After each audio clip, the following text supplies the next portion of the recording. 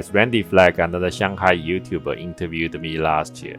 For some reasons, this video wasn't released until now. I found it in my warehouse. Although my English storytelling skills back then was pretty amateur, but I think the topics we covered in this video is still interesting nowadays. So I decided to release it for you guys. Hope you guys will enjoy it.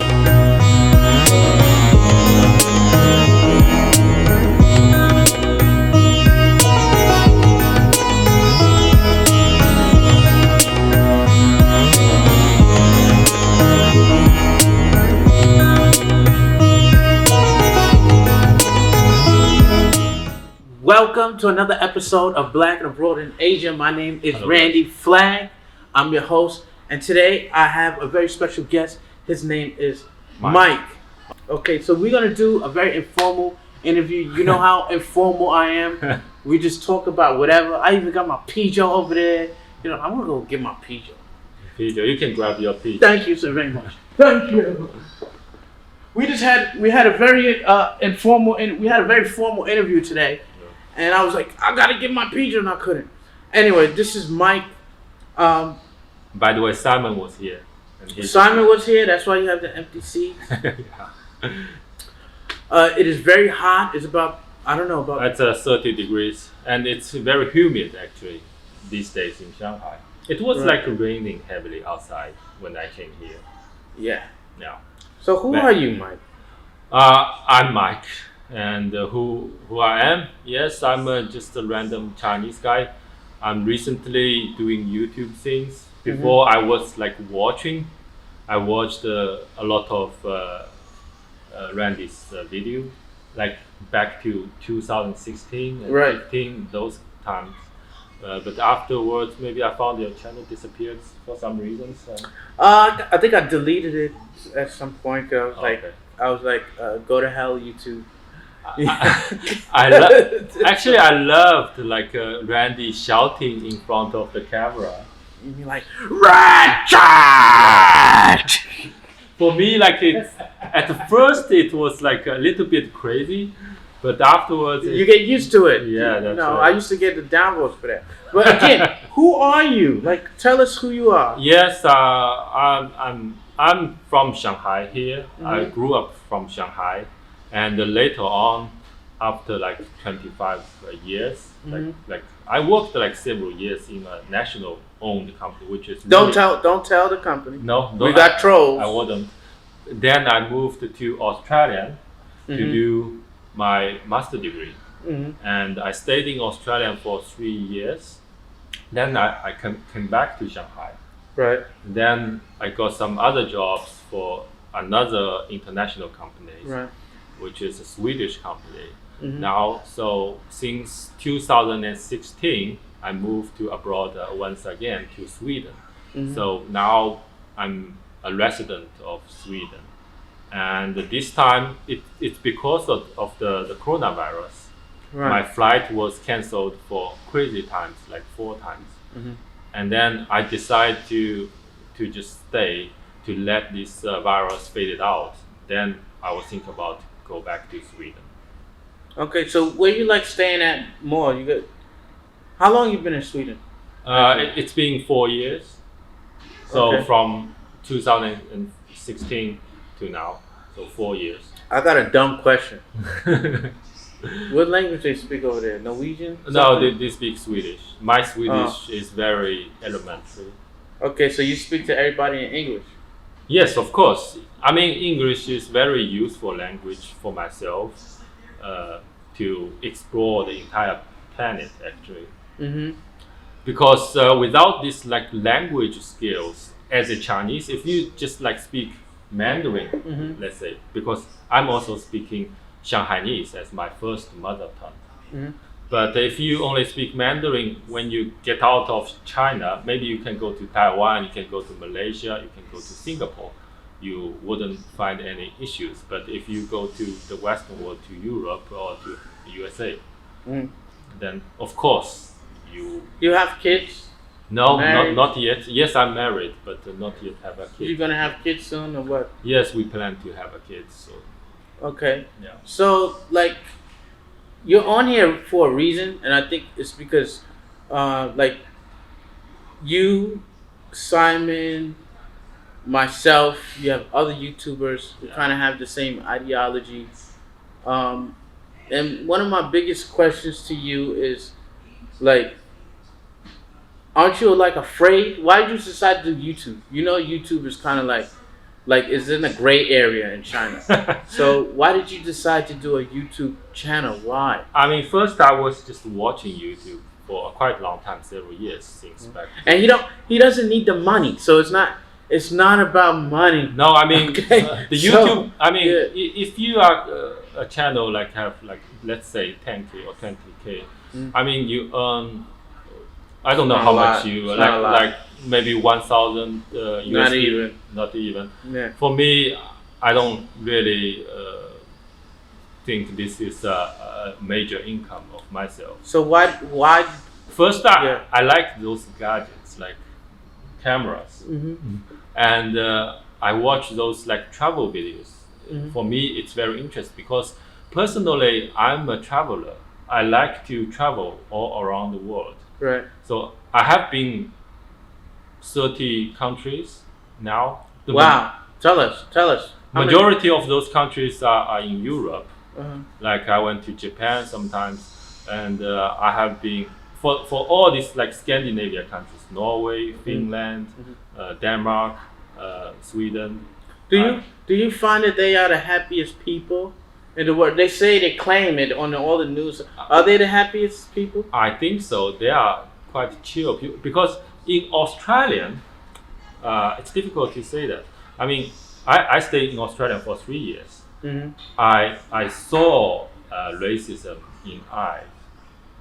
Like when You experienced racism? no, I don't personally. Yes, if I was like walking on the street, someone random guy come to my face and call me chief.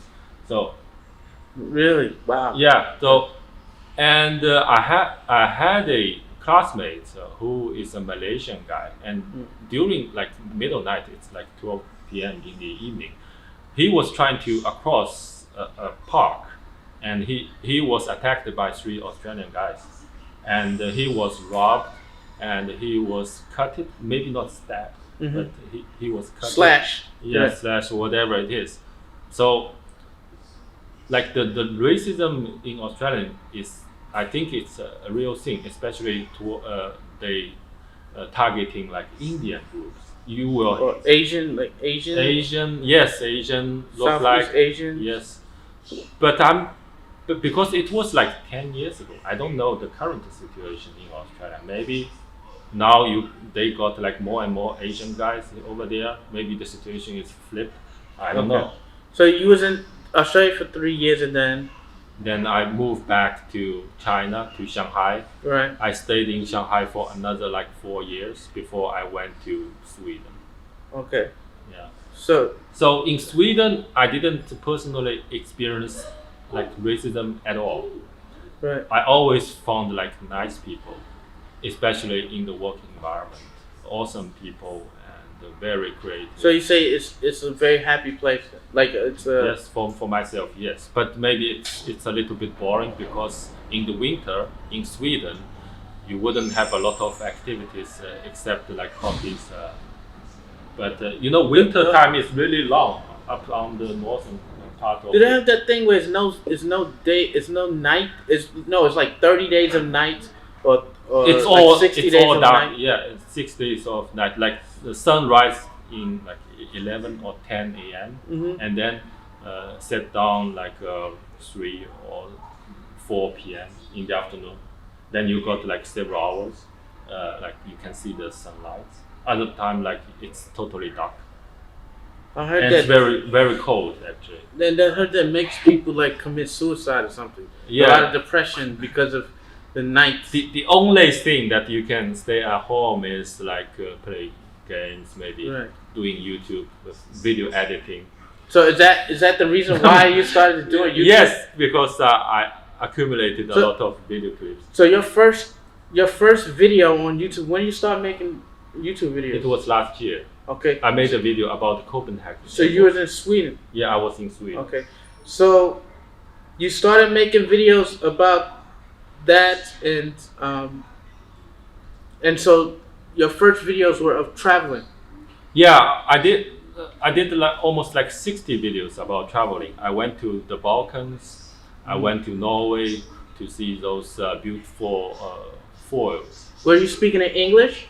Yeah, I think most of the Scandinavian countries they speak perfect English. So you were making your videos for Scandinavians? Yes. Okay. And I also went to other countries like the Baltics. Do you know the Baltics? Baltics? Where Like is that? Lithuania. There's some mountains or something? No, Lithuania. Oh, Lithuania, yeah. Like Estonia. That's Eastern Europe. Yeah, you can say it's just the Balkan countries close to Russia. It was a part of the Soviet Union. Right, yeah, the Baltic. Yeah. So you went to these places? Yeah. I also went to Italy, went to Germany, went to France. Actually, I stayed in Frankfurt in Germany for half a year, back to 2013. Mm-hmm. It's like business trip, but I stay there. I do all the trips to what's that country? Was there any YouTuber besides myself? Is there any other YouTuber that influenced you that because usually it's somebody that influences you and then you say, I want to do YouTube videos. Yeah. But what happened? Like, you was just like, nah, that's not true what he said. Now I want to do YouTube videos. Or was it like, oh, he inspired me. Now I want to do YouTube videos. Or was it both? It is more like somebody else, like the YouTube channel, like Gabriel the Traveler. Okay. You know? I don't know who I watched a lot of his video. He is a full-time traveler, travel all around the world. Okay. To discover interesting places. And I think Mark Williams did I know he is doing like food videos. Okay. But Mark Williams, he travel around the world a lot. So I got inspired by Mark Williams a lot. As well, like Spencer and other YouTubers, I love them in China. Yes, we all love Serpenta now. All praise due to Serpenta. I think Serpent ZA and the Lawa 86 are the two guys that I followed for quite a long time. I think it's almost like 10 years, maybe, yes, more or less. Oh, okay. Some people are saying that you are anti-China. Because it seems like there's two groups. Yeah. That's what people are saying. That's what some people say. They say either you're pro-China or you're anti-China, which I don't kind of believe. I think there's stuff in between. There's all kinds of things in between. But it seems like you are labeled. Everyone is labeled as either a pro-China or anti-China. Where do you place yourself? And why do you place yourself there? Yeah, I don't think the anti or pro-China stuff. It's quite some kind of like polarized. And I mean, I pro-facts. As long as we are talking about the facts, about with like strong evidence about something, then I'm okay with it. Whatever, if you are criticize China or not. Right. Yeah. Right. So when Randy in his video talk about like Chinese people doing wrong thing, like put a woman in a trunk. Yes.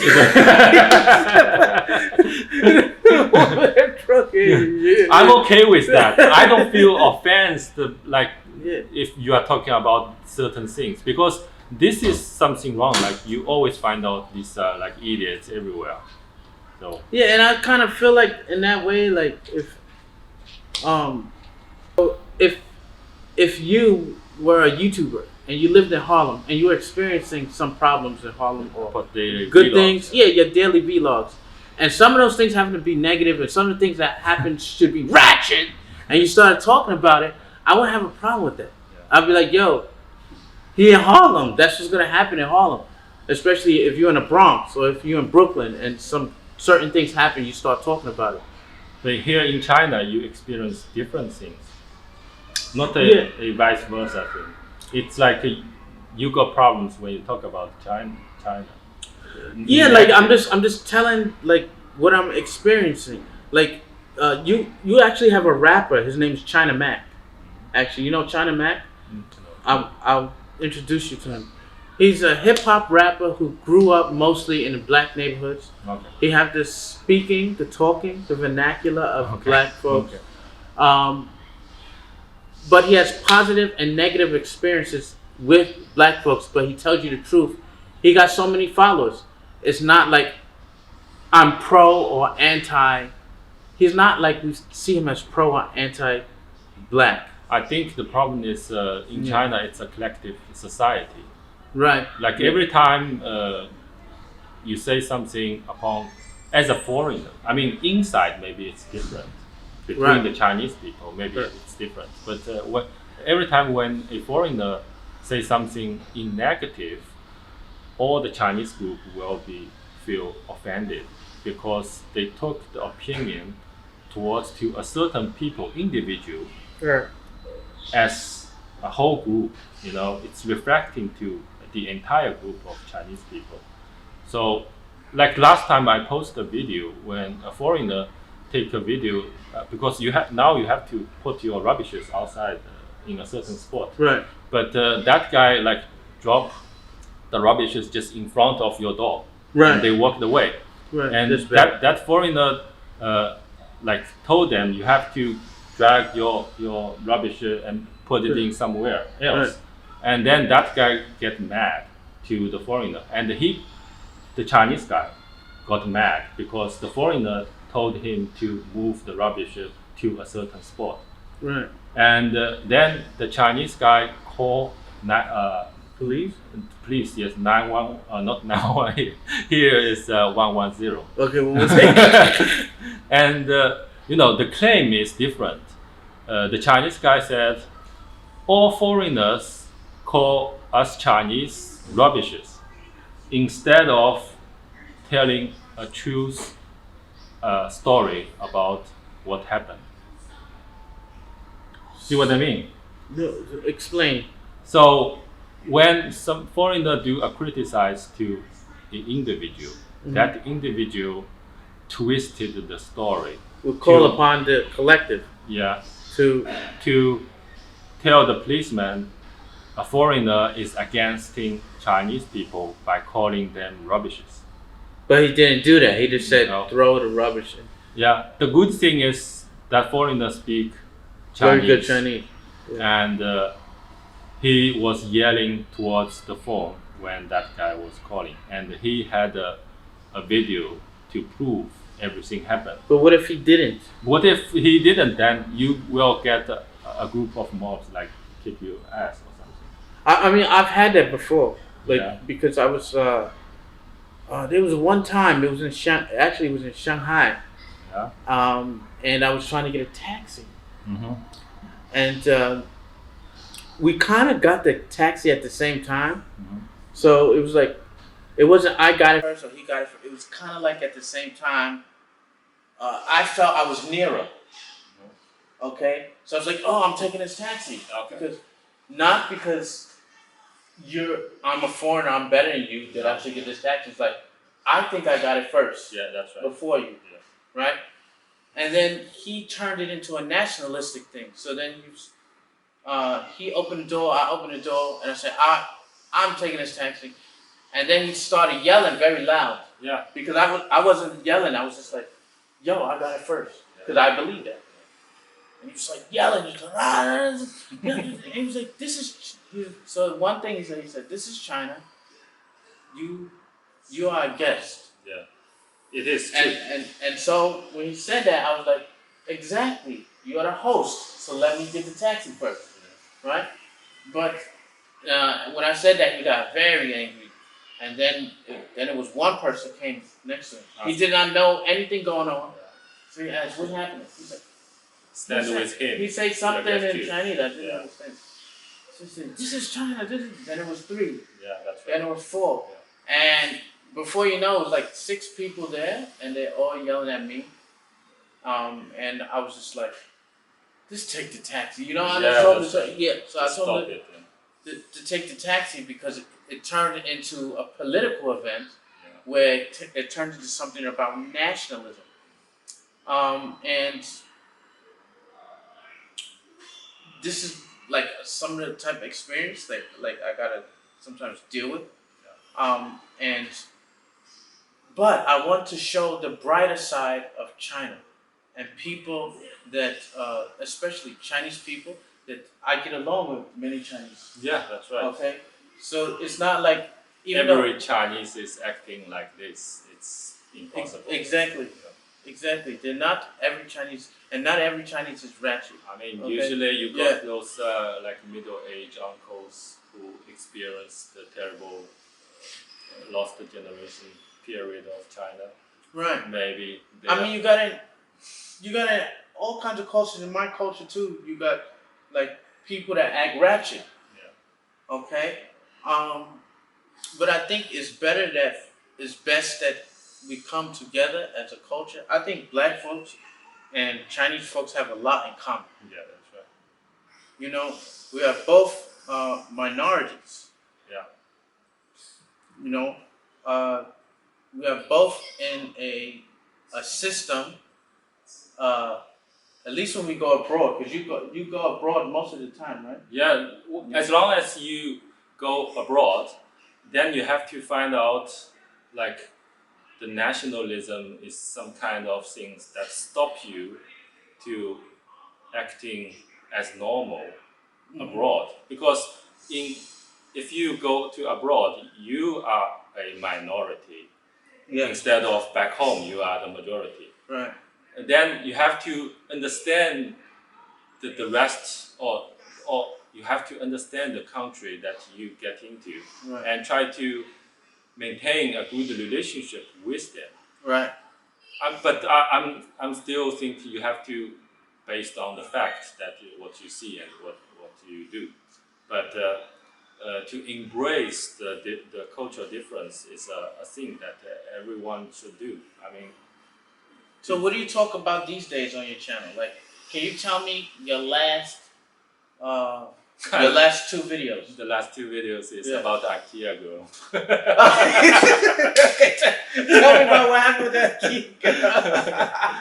I mean, this video, this news went viral. I mean, personally, I don't think it's a interesting thing to discuss about. It's just somebody did a dumb thing. Right. Way before this video went viral. Mm-hmm. And then, I mean, what I want to add on is China is still like a conservative country.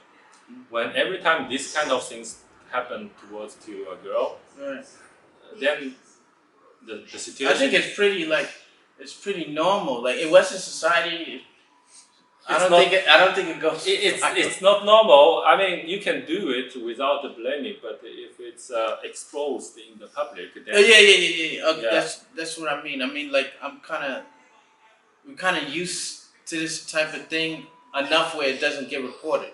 Yeah, that's right. You know what I mean? Because it's public. To add on some more voyeurism. Information, that girl was engaged with a guy, but after these things happened, her engagement probably will be terminated by her fiancé. See what I mean? But was it his fault that he did that? I don't know. I have no clue. And she said it was her ex-boyfriend did that with her, and they posted to Patreon and P-Hub. So we call that revenge porn. That's what it's called. Yeah.